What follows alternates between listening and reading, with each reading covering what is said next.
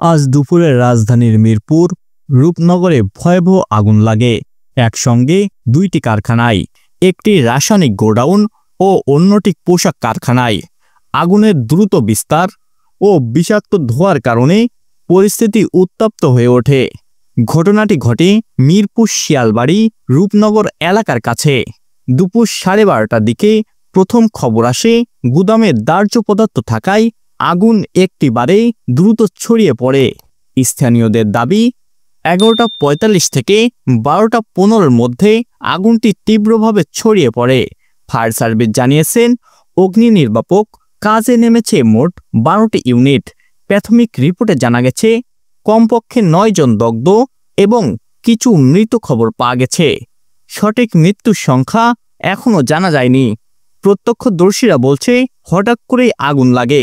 গুদামে অনেক দাহ্য পদার্থ ছিল, তাই আগুন দ্রুত ছড়িয়ে পড়ল। পাশাপাশি মানুষদের চিৎকার, বাচ্চারা কাঁদছে। অনেকেই আতঙ্কে আশপাশ থেকে ছুটে এসেছে। ফায়ার সার্ভিস ঘটনাস্থলে পৌঁছে 12টি ইউনিট দিয়ে কাজে নামে।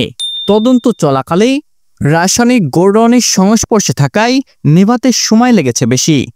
প্রায় 5 ঘন্টা বেশি সময় ধরে ফায়ার সার্ভিসের 12টি ইউনিট আগুন নেভাচ্ছিল। পুলিশ, বিজিপি ও সেনা অভিযানে সহযোগিতা করেছে এবং ঘটনাস্থলে আশপাশের জনগণ দ্রুত এগিয়ে এসেছে। এই ঘটনার পর কর্তৃপক্ষ অস্থায়ীভাবে আশপাশের এলাকা খালি করার নির্দেশ দিয়েছে। নিহত আহতের সংখ্যা চূড়ান্ত নিশ্চিতকরণ চলছে। ভবিষ্যতে এমন ঘটনা এড়াতে জরুরি ভিত্তিতে আগুন নিয়ন্ত্রণের কেন্দ্র, রাসায়নিক ম্যানেজমেন্ট নীতিমালা ও স্থায়ী সতর্কতা বৃদ্ধি করতে হবে।